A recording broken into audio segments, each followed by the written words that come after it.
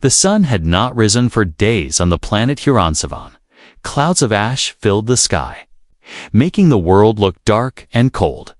Jack, a human soldier, walked through the empty battlefield. His armor was scratched, his boots were covered in mud. He had been alone for 4 days, searching for shelter and food. His unit was gone, lost in a surprise alien attack.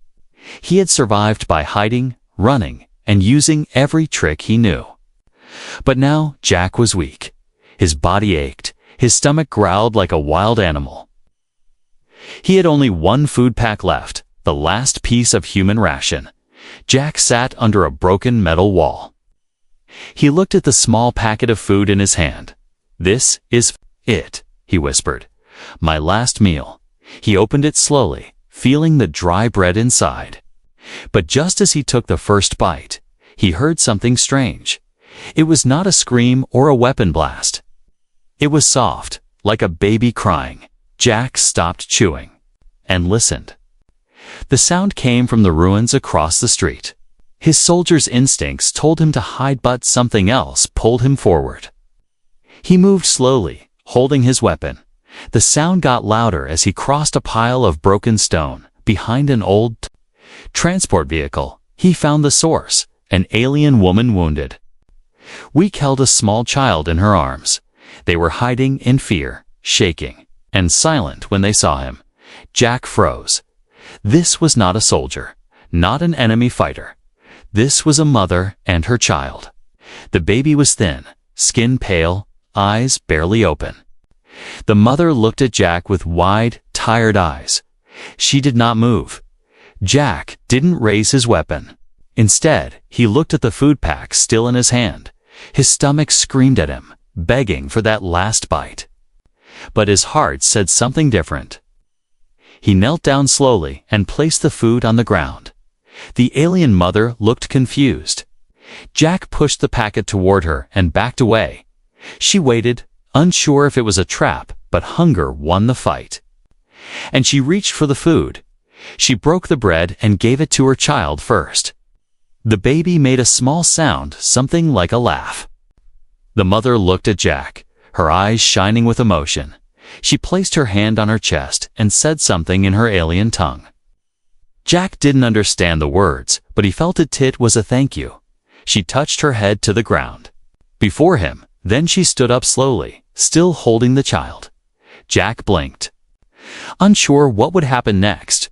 But then, something strange happened. Her eyes began to glow with a soft blue light. The baby glowed too. Just for a moment, Jack felt warmth on his face, like sunlight breaking through clouds. Then, just as suddenly, as they appeared, the alien mother and child were gone. They vanished without a sound, like they were never there. Only silence remained. Jack stood there, confused. He looked around, hoping to see them again, but nothing. No footprints, no sign. Just the empty ruins. He sat back down, his stomach still hungry. But strangely, he no longer felt the pain. He touched his chest, right where the warmth had been. It was calm, like something inside him had changed. He leaned back against the broken wall, eyes looking up at the gray sky. The clouds moved slowly, and for the first time in days, a small beam of sunlight came through. Jack smiled, even though he didn't understand what just happened. He closed his eyes for a moment, then he felt something beside him. He opened his eyes and saw a small, glowing cube lying on the ground.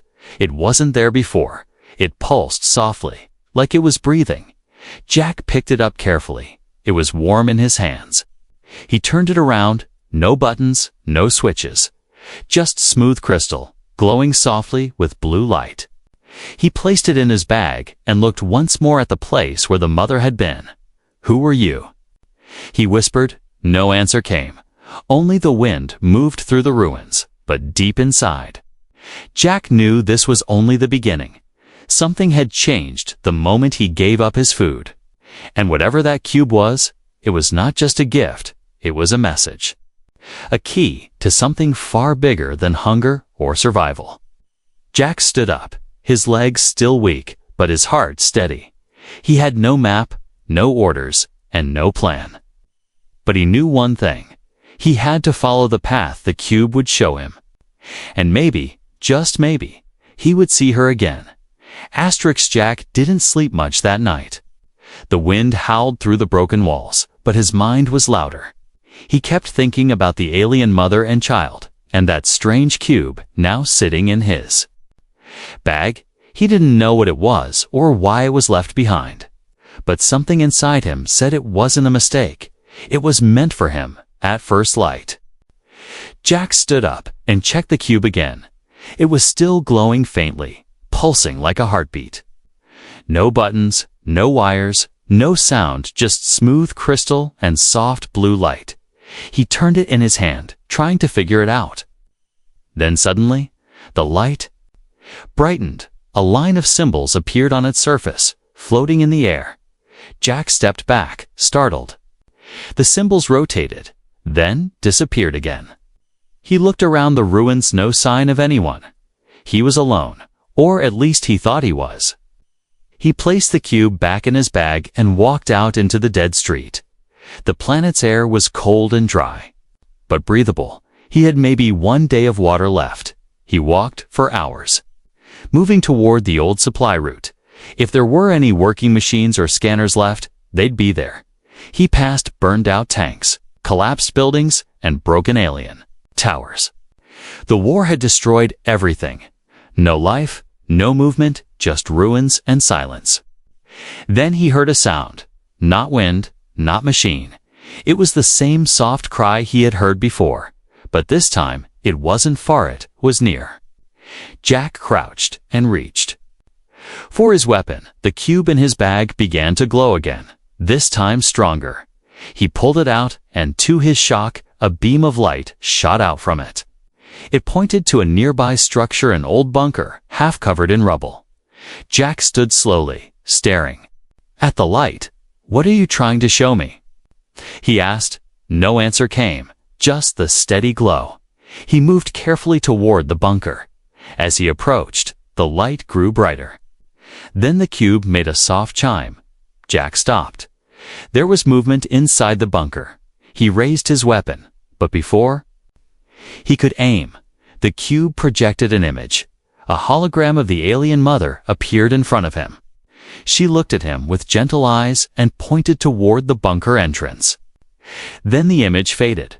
Jack's hands were shaking, not from fear, but from something else. He pushed the bunker door open slowly. Inside, it was dark and filled with dust, but on the ground, there were Mark's footprints. He followed the trail deeper inside. Then he saw it. A strange stone circle glowing faintly in the floor. In the center, a tall plant grew. Its leaves shimmered like silver. Next to it, a small container with symbols rested on a rock. Jack opened the container. Inside were small cubes, food cubes, alien rations, enough to last weeks. Jack looked at them, then at the plant. He understood. This was a gift. The alien mother had led him here, not just to feed him, but to help him survive. He smiled for the first time in days. He took a deep breath and placed the glowing cube on the ground. It hovered just above the surface and started spinning slowly. A soft hum filled the room. Then, more symbols appeared in the air. They moved quickly, like a message being written. Jack watched as the symbols turned into pictures. He saw himself sharing food. He saw the mother walking through the forest. He saw ships, stars, and then a symbol of two hands touching, a message of peace. The cube stopped spinning and returned to his hand. Jack stepped out of the bunker with new energy. He now had food, a direction, and something else, purpose. He looked at the sky, which was still dark but a little clearer. The beam of sunlight from yesterday had returned. He packed the alien rations carefully in his bag, then took one last look at the bunker. It was not just a place of survival, it was a sign that he was being guided, not hunted, not used, but chosen. He walked back onto the road, the cube once again pulsing softly. As he passed a wrecked ship, he heard something behind him. He turned quickly. Weapon raised, but it was only a shadow no. Threat, just silence. Still, he couldn't shake the feeling. Something was watching him or protecting him. He moved faster now, following the cube's glow toward whatever came next, and deep inside, he knew the story wasn't about hunger anymore. It was about trust, about connection, about something bigger than humans and aliens, and the path he was walking had only just begun. Jack walked through the ruins with the glowing cube in his hand. Each step took him deeper into the alien zone. The cube glowed brighter when he moved in the right direction, and dimmed when he stepped off the path. It was like a compass butt. For something not made by humans, his boots crunched over shattered glass and old alien bones. The silence around him was heavy. Only the wind moved, whispering between the broken walls. The further he went, the stranger the world became. Plants glowed in blue and green, pulsing like they were breathing. A massive tree stood ahead, cracked in half by an explosion. Behind it, the cube glowed so brightly that it lit up the ground. Jack stepped around the tree and saw something unusual. A narrow trail made of smooth crystal, carved into the earth. It looked untouched by warlike time, had skipped this place. The cube made a soft hum, then floated from his hand. It hovered above the crystal path, spinning gently. Then it began to move forward. Slowly, Jack followed without question. He didn't know where he was going, but he trusted the light as he walked. Strange shapes appeared on the sides of the trail. Alien statues, broken but beautiful. They looked like tall beings with long arms and peaceful faces. One held a child. Another carried a glowing orb. Each statue seemed to tell a story. But Jack couldn't read it. The sky above turned purple. The sun was still hidden behind smoke, but a soft light came through. Bird-like creatures flew in slow circles far above. Jack kept walking, his heart beating fast. He felt like he was getting closer to something important after 2 hours. The trail led to a wall of thick trees.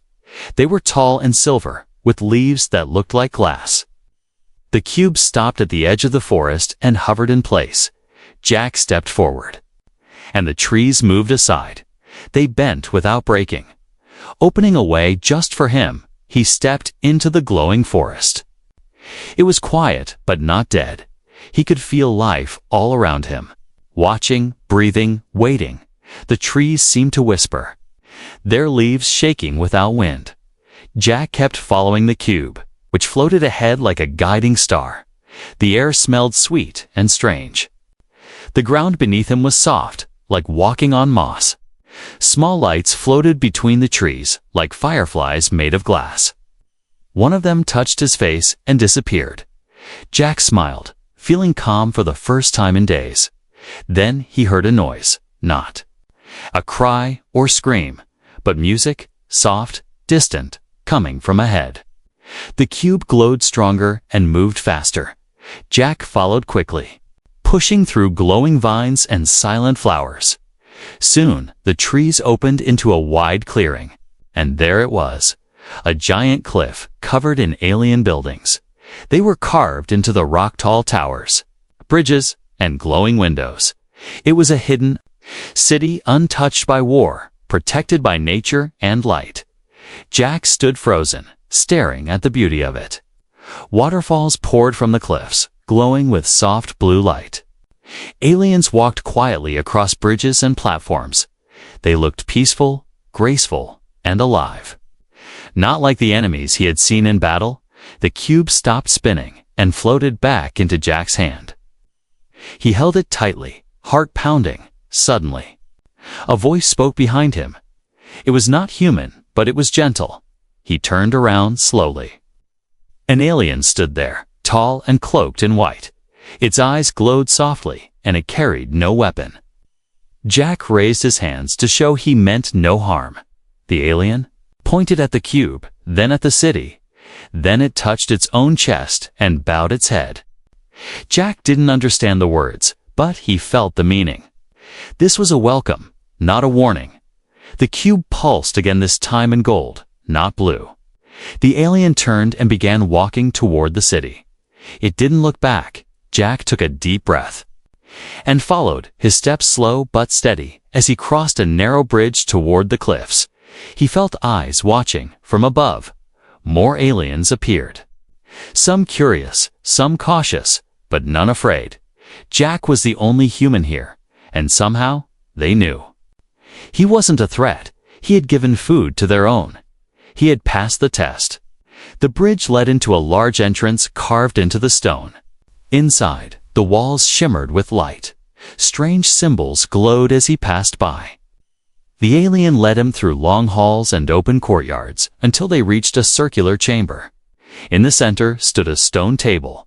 The alien placed its hand on it, and a large image appeared in the air. It showed the alien mother, her child, and Jack giving away his last meal.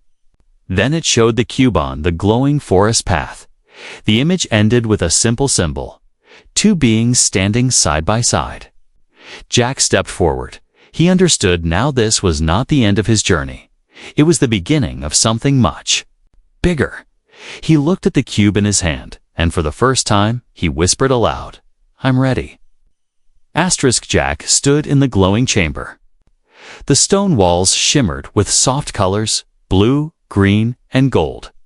The air felt different, here thicker, warmer, almost alive around him.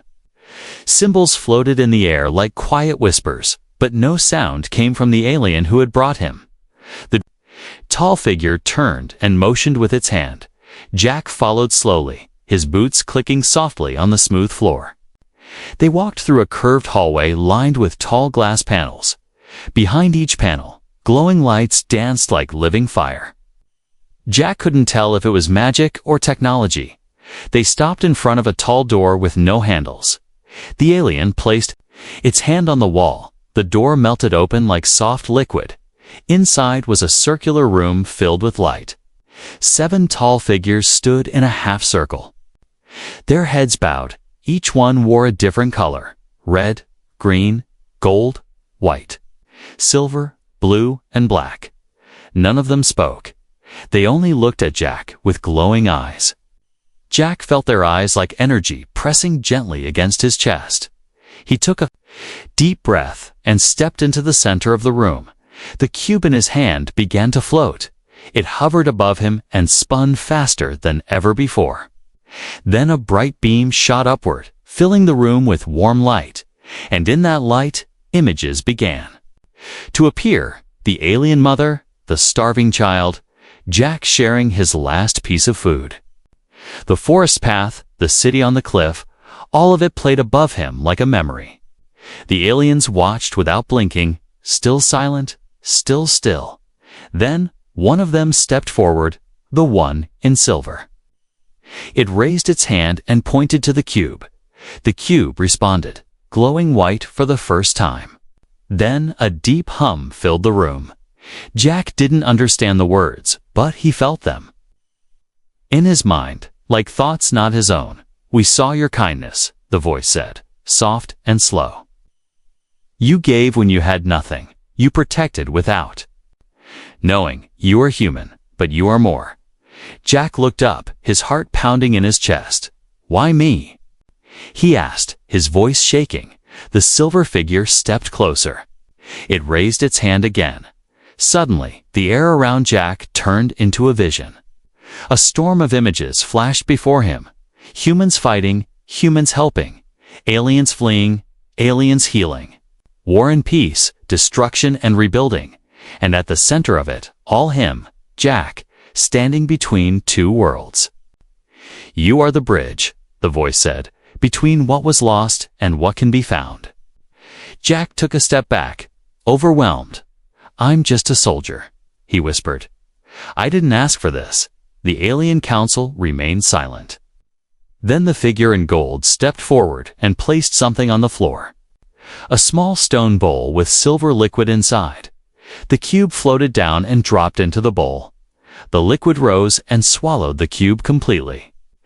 Then it rose again, but changed. The cube was no longer just a crystal. It now had patterns across. It surfaced like a map. Jack picked it up and looked at the new design. It pulsed slowly in his hand, warm and alive. The voice returned. "This is the heart key. It will show you what lies hidden. It will protect those who follow. It's light, but it will also test your soul." Jack didn't fully understand, but something inside him said this was bigger than just survival. This was a mission, a calling. The council stepped back and raised their hands together. The room filled with light again. This time, the light wrapped around Jack like a blanket.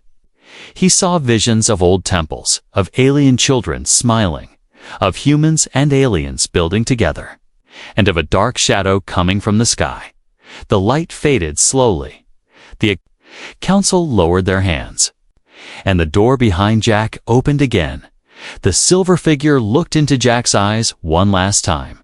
It touched its chest, then pointed to Jack's heart.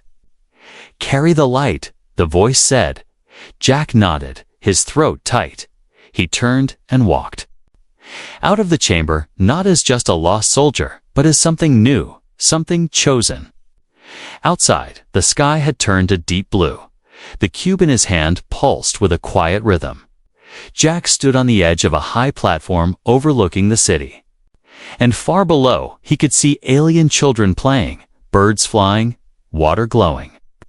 This city had trusted him, not because of strength, but because of kindness, and now he had a duty to protect that hope.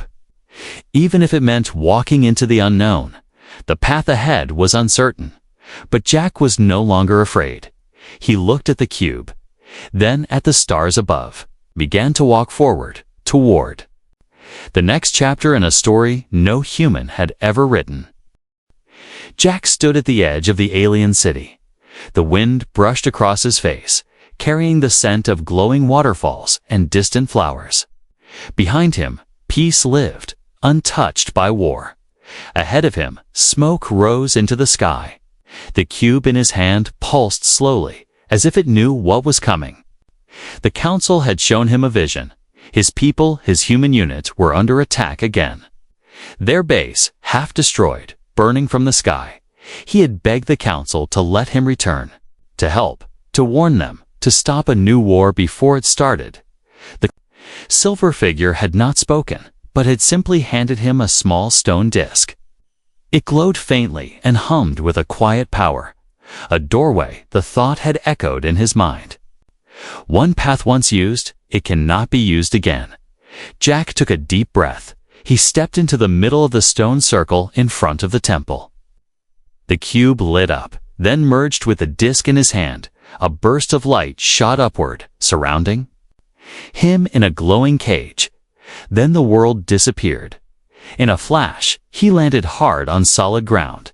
He gasped and rolled to his feet. Smoke stung his eyes, and fire roared around him.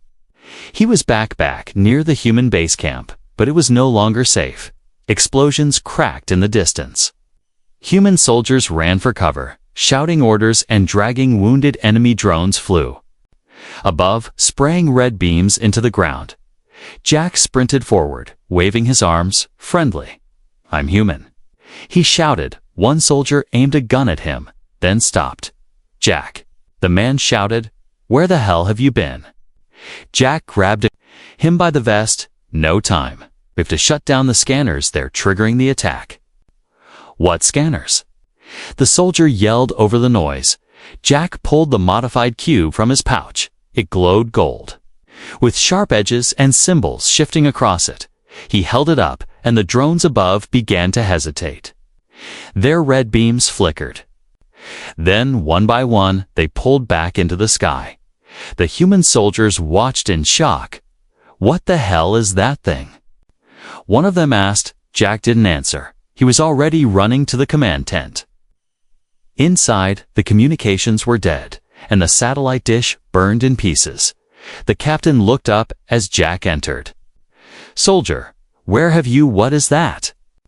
Jack placed the cube on the table, shut down the scanner. "Griddit's reading this city as hostile." "That's impossible," the captain replied, frowning. Jack slammed his hand down. "You're targeting civilians." The captain stared. At him, confused civilians. "We didn't detect any life signs. You're not scanning right," Jack said.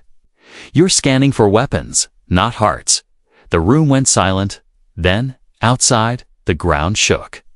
A giant shadow passed over the base. A massive alien ship hovered in the clouds. Its shape was smooth, silent, and unfamiliar to any Earth records. The soldiers outside began to panic. Weapons aimed, alarms screaming. But Jack ran out and stood in the open. He raised the cube high.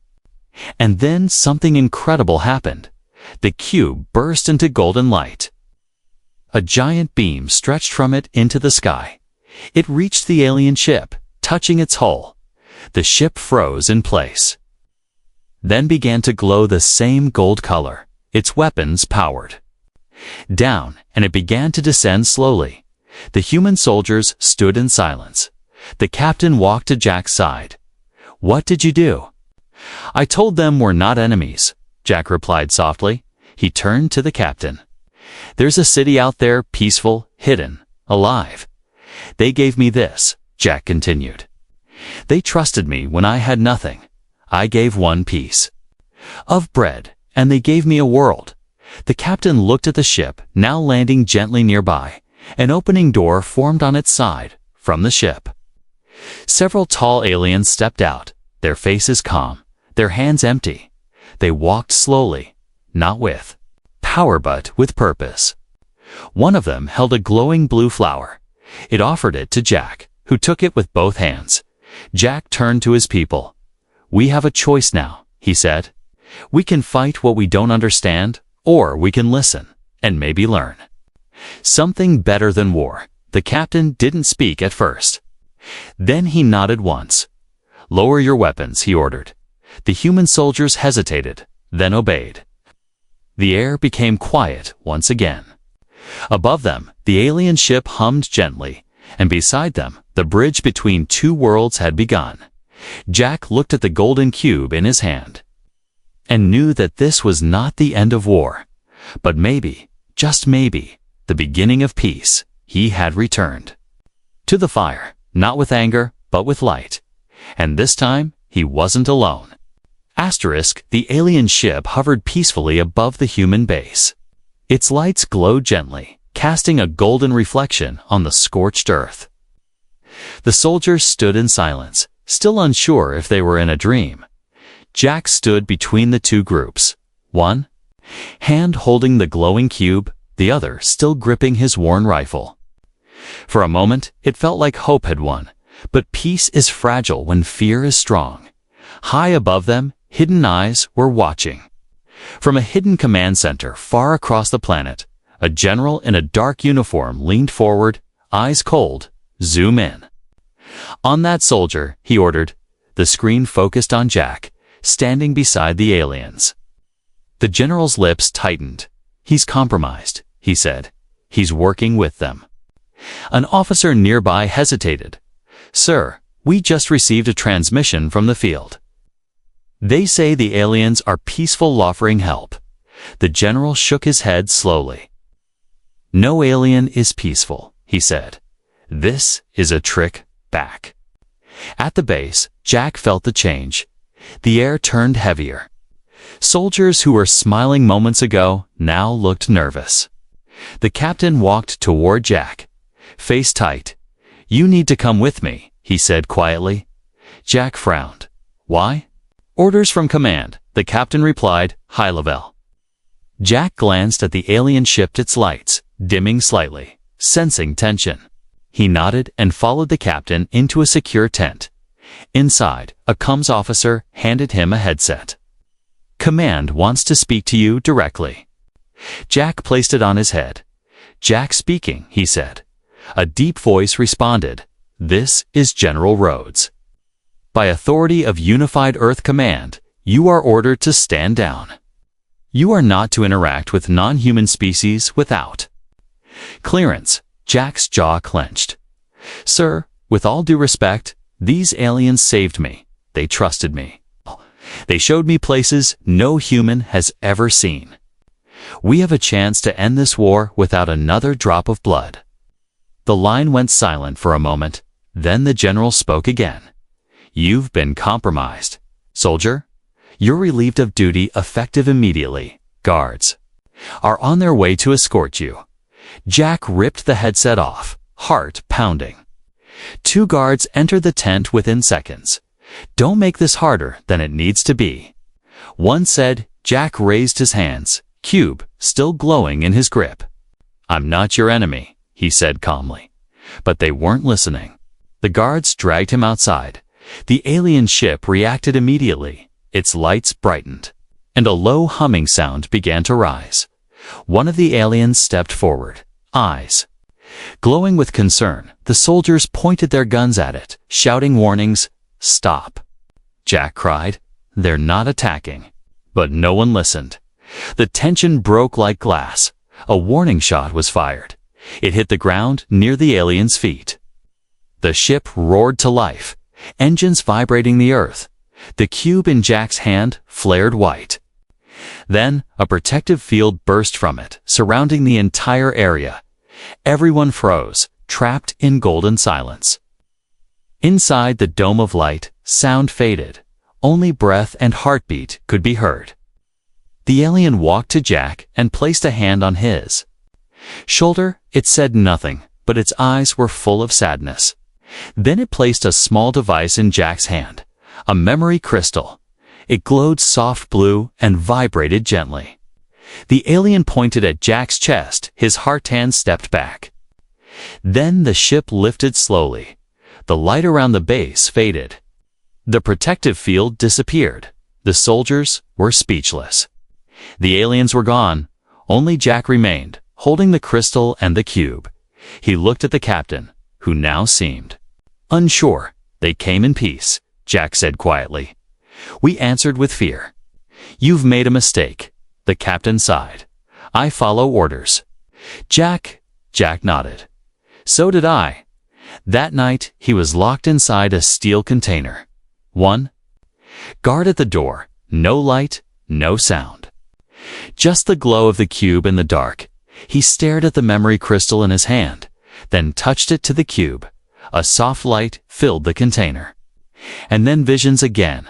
But this time, they were not just about the aliens. They were about Earth. Corruption in command, secret deals, plans to strip the alien world of its resources. To turn peace into power. Jack sat frozen, his mind racing. He realized now why they were afraid of peace. Peace would reveal their lies, their hunger for control. He looked at the cube and made a decision. He wouldn't stay silent, even if it meant running, even if it meant betrayal. Jack whispered into the quiet. "Hush, if I have to become the enemy to save the truth, then so be it. Because sometimes, betrayal isn't turning against your people. It's standing up when they've already betrayed themselves." The sky above the base was quiet again, but the silence wasn't peace, it was fear. Inside the cold steel container, Jack sat alone. The cube rested in his lap, softly glowing. The memory crystal floated just above it, spinning slowly. He had seen the truth. The betrayal wasn't just his, was theirs. Command had plans to wipe out the alien city. They wanted its energy, its knowledge, its secrets. And they would do it, no matter the cost. Jack pressed his forehead against the wall. Outside, the soldiers were getting ready. Ships were being fueled, weapons loaded. The captain had tried to reason, but command had sent their final orders. Jack clenched his fists. He couldn't let them do it. Not after all he had seen. Not after the trust the aliens had shown. He looked at the cube again and whispered, "Help me." The cube pulsed once, then again, faster and brighter. Suddenly, it flew from his hands and hovered near the ceiling. A thin beam of golden light cut through the container wall like butter. Jack stepped through the hole. No alarms, no guards. The light had silenced them somehow. He ran toward the forest, away from the base. The cube floated ahead, showing him the way. Night fell as he crossed the wastelands, but the stars above seemed brighter than before. He didn't stop, didn't rest. The alien city had to know. They had to prepare. At dawn, the forest opened. The silver trees parted again. The same glowing path reappeared beneath his feet, and then he saw her, the alien mother. Waiting in the clearing, she held her child, and this time the child was smiling. Jack dropped to his knees. "I failed," he said. Breathless, "They're coming." The mother reached out, touched his shoulder gently, then pulled the crystal from his hand. She placed it on the ground and whispered something. The cube responded, sending light into the crystal. The ground shook, not from fear, but from awakening. The forest trees lit up. The symbols on their trunks began to move, and the mountain city glowed gold. Like a rising sun from the cliffs, hundreds of aliens emerged, not with weapons, but with light. Each carried a piece of crystal. They stood together, united, ready not to fight, but to protect. Jack stood and faced the city. The mother handed him a final object, a round orb. Inside it, a piece of her memory shimmered, a part of her life. Her past, her pain, and her trust. "You were the first." A voice echoed, "You gave your food when you had none. Now we give our last gift." The orb merged with the cube. It turned white, pure and complete. Then the sky darkened. Human ships appeared, flying fast toward the city. Jack held the glowing cube high. A pillar of light shot upward.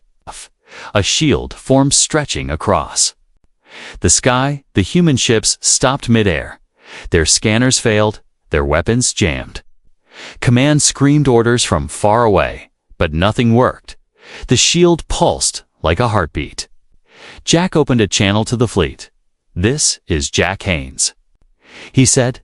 "Stop your attack. There are no enemies here, only the ones in your mind."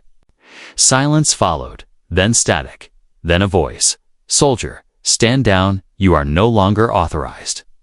Jack smiled slightly. "I know," he replied, "and that's why I'm still standing." Behind him, the alien mother placed a hand on his back, then stepped beside him. The child raised its hand toward the sky. The shield opened slightly. Only one ship landed slowly. Peacefully, the captain stepped out, hands empty. He walked toward Jack. Eyes full of questions, Jack said nothing. He simply placed the glowing cube in the captain's hands. Let him feel what he had felt. Let him see the truth with his own eyes. The captain fell to his knees. The war was over, not with a battle, but with a gift. A single act of giving returned. Jack stayed in the city. He helped rebuild, helped plant, helped teach. The child grew, the cube slept, its job complete, and every evening, the alien mother brought him food the same way he had once done for her, not out of duty, but from something far greater. From trust, from understanding. The war had taken many lives, but one choice, one simple act of kindness, had changed everything. And in the end, that was the last gift.